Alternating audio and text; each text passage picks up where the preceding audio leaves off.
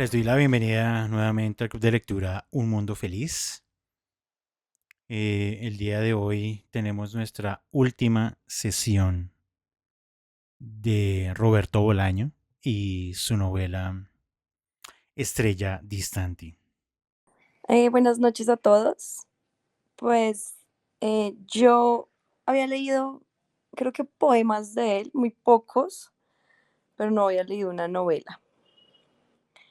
Es mi primera novela y la verdad me gustó mucho porque me evoca, tiene un lenguaje muy sencillo a pesar de todos los escritores que menciona, de actrices que menciona, etcétera, que uno pues puede no conocer o ciertos términos realmente es digerible y me gustó mucho que lo que sentí fue como un amigo que te está contando una historia como en un bar, ¿sabes? Que uno como que se va y divaga en otras historias porque le sonó, entonces también pasó esto y también pasó lo otro. Entonces eso me gustó muchísimo, como esta historia me pasó y le pasó esto a un amigo y además también a pesar de que él es el que describe, sí, él es el que está contando, es el narrador, también se basa en como en hechos, o sea, como que tal persona me contó, o sea, no me lo estoy inventando o simplemente curioseé o me llegó, sino que tal persona me asegura que vio, no es del todo tan fantasiosa, sino que tiene como, eh, ¿cómo se dice? Pues evidencias de los hechos. Bueno, pues en la parte ya final sentí con el libro como una especie de eh, extensión de lo que, de la biografía, de biografía como si fuera de literatura nazi en América. O sea, la cuestión de, bueno, de esas vidas como que son así fugitivas, que no se logra como definir. eh, Qué pasó con este Carlos y la búsqueda. O sea, creo que en Bolaño está muy presente, y no solo en este libro, la cuestión de la búsqueda y el ir tras el rastro de alguien, del poeta, del artista.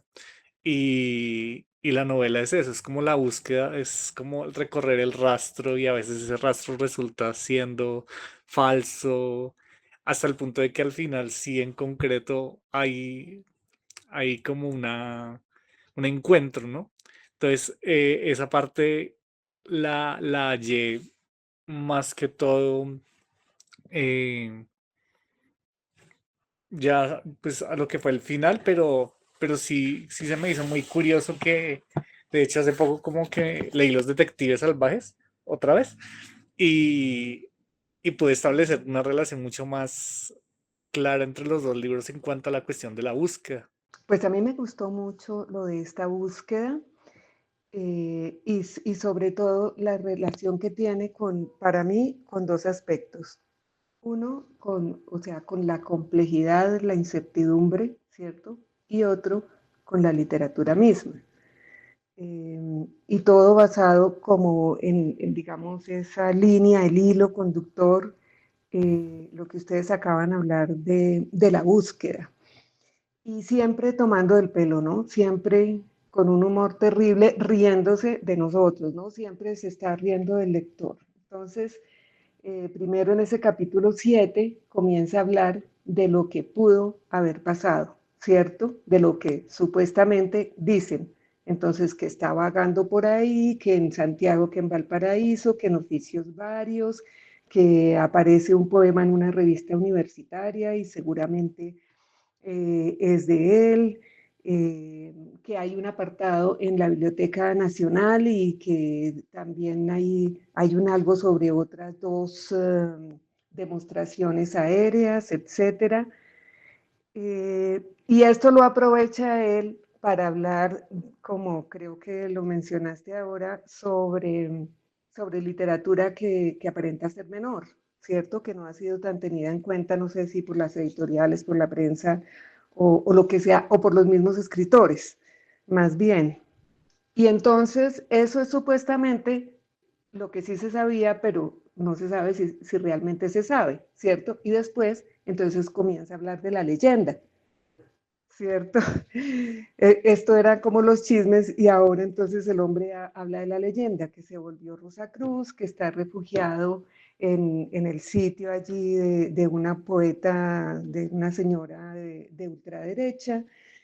Ese personaje, que es el narrador, pues es tan autorreferencial, es tan autoficcional, que en estos capítulos, si mal no estoy, es cuando habla que en algún momento el narrador estaba en un hospital por allá en Barcelona y este tipo de cosas, que no es otra cosa que la vida misma de Bolaño. El tipo cuando ya estaba viviendo en Barcelona estaba muy enfermo y se la pasaba mucho hospitalizado. Y ese es el personaje, en algún punto lo menciona, así muy de pasada. Que en medio de todo esto, él estaba por allá en un hospital muy particular en Barcelona. Sí, o sea, Bolaño se utiliza su vida entera para ir armando su historia, sin ningún problema. Porque de nuevo, no es necesario pensar que el narrador es Bolaño, no. El narrador es otro personaje de la novela y tiene una visión muy particular del mundo en el que está viviendo. Y listo, y listo. Y funciona, porque me parece que funciona muy bien este narrador para esta historia, porque además es eso. Es un poeta alcanzado, que vivir le cuesta, porque de nuevo, esa era la visión para Bolaño de un poeta. Un poeta no es alguien con los bolsillos llenos de dinero. No, para Bolaño eso no era un poeta. Un poeta era alguien que vivía al límite de la vida misma. E insisto, es la visión de Bolaño. Claro, no podremos caer en la generalidad de que, no, es que eso es ser poeta. No, no, no, no. Aquí vamos por partes. Es la visión del autor elaborada en su obra, que para algunos sentiremos que es uh, adecuado, otros diremos, no me parece. Es la visión finalmente que él termina elaborando en esta novela, pero en general en toda su obra. Los poetas siempre son personas que están al borde de la miseria, al borde de la muerte, al borde de la vida misma. Y ahí en ese borde algo logran, por poco que sea, pero algo logran. Marcela. Bueno, y entonces entramos al capítulo 8 y aparece el detective Romero, que si bien lo hablábamos el sábado, claro, hace su aparición y pues de alguna forma sorprendente, ¿no? Porque ya es en los capítulos finales del libro. Entonces, lo que analizábamos el sábado, pues es como una jugada ahí estratégica. Bueno, y llega buscando a nuestro narrador y lo primero que le dice es que lo está buscando porque pues Bieder era poeta. El narrador también era poeta, más el detective no sabía nada de poesía. Entonces lo que contesta el narrador, que le dice, le dije, para mí Carlos Bieder era un criminal, no un poeta, muy enfático. Bueno, bueno, dijo Romero, no nos pongamos intolerantes. Esa parte me pareció chistosa como... Y bueno, y que aparte de todo, pues lo necesita y pues vuelve a entrar en escena, como bien lo dice, pues ahí es cuando entra en escena otra vez, aparece el narrador, porque pues, no sé, esa parte me pareció interesante. La novela no es de la dictadura. Y aquí corroboramos que efectivamente la novela no es de la dictadura. Habla de la literatura. Porque ese es el tema que le apasiona a Bolaño, la literatura. En el marco de muchas cosas, entre estas, de la dictadura chilena. Pero no es el tema. Porque de eso es de lo que debaten. De revistas, de publicaciones, de poetas. De eso es de lo que hablan. Ese es el tema. Y esa parte, yo sí la quiero leer, de cuando hace la descripción de las revistas, porque me parece que ahí de nuevo Bolaño está poniendo su punto de vista. Dice, los métodos de impresión de estas revistas, salvo algunas francesas, alemanas e italianas que se veían profesionales y con un sólido soporte financiero, iban desde las fotocopias hasta las ciclostiladas, una de las rumanas, y el resultado saltaba a la vista. La calidad defectuosa, el papel barato, el diseño deficiente hablaban de una literatura de albañil. Muy duro, Bolaño daba garrote sin, sin medir y le gustaba. Y a mí eso me divierte. Esa mirada tan, no sé, ruindejada, tan caótica de la literatura, me divierte mucho. Porque efectivamente, alguien lo dijo hoy, y perdónenme que no me acuerdo, hay una desacralización de la literatura, evidentemente.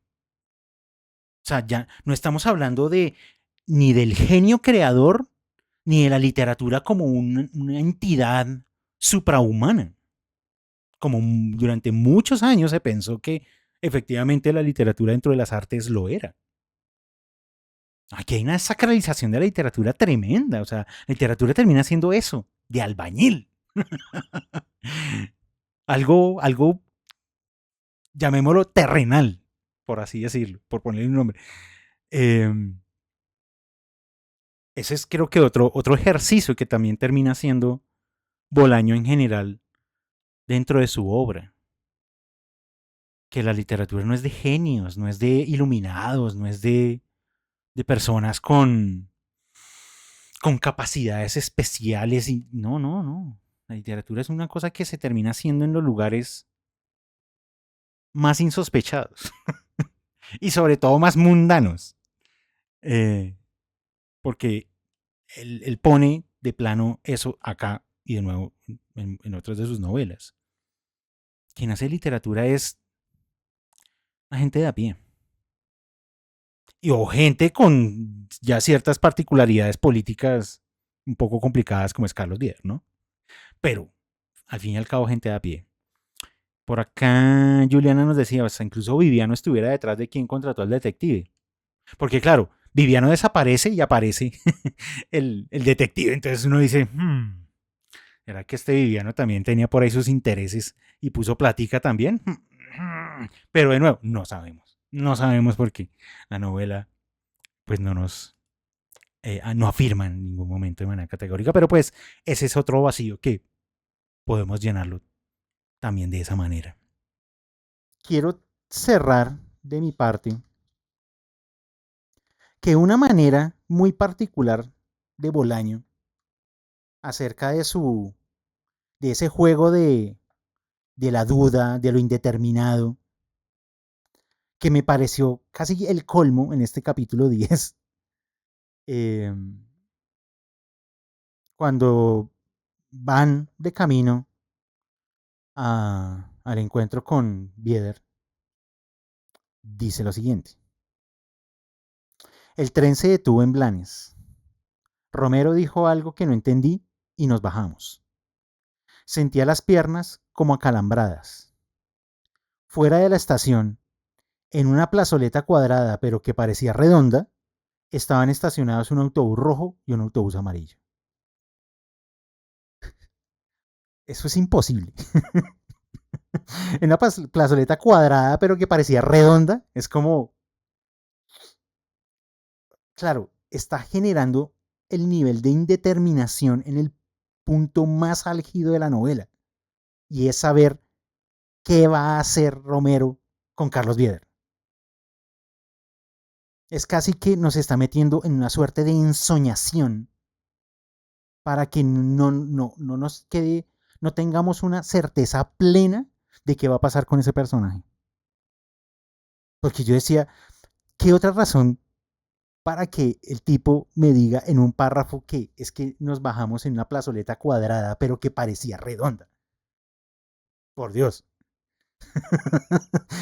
Es el nivel de indeterminación máximo porque lo necesita precisamente para no dejar una única respuesta a qué es lo que hace Romero con Bieder. esas son las cosas que hace Bolaño en su obra para dejarnos esta historia que, ya cerrando nuestro encuentro de hoy, espero la hayan disfrutado mucho. Que bueno, es corta y hay que aprovechar las cosas cortas de Bolaño, porque hombre, el tipo escribía como una máquina. Y, y que bueno, puede que en próximas temporadas del Club de Lectura nos podamos aventurar a otra de sus obras.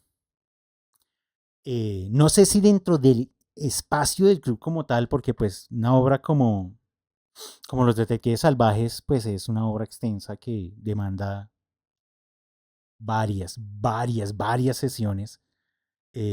Quizás le podemos hacer el ejercicio que estamos haciendo, por ejemplo, con el Quijote, que es armarle su casita aparte y pues le dedicamos una temporada así extensa a una obra como Los Detectives Salvajes.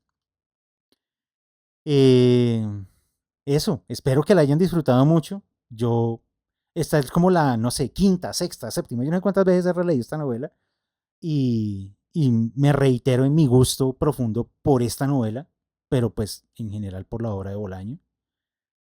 Para las personas que no conocían a Bolaño, pues espero que les haya gustado primero y que si les gustó, pues que se interesen en acercarse a la lectura del resto de su obra. Se consigue fácil, que hay que decirlo que la reeditaron hace poco, entonces pues se consigue muy fácil en librerías. Y bueno, hasta acá el cuarto ciclo. Agradecerles profundamente su asistencia y participación a este ciclo. Ustedes saben que este espacio es de ustedes y para ustedes. Mañana continuamos con el Quijote. Y pásenla bueno, descansen, duerman y ya nos volveremos a encontrar en nuestros ciclos de lectura Un Mundo Feliz. Muchas gracias, pásenla bueno. Gracias. Gracias a todos. Chao.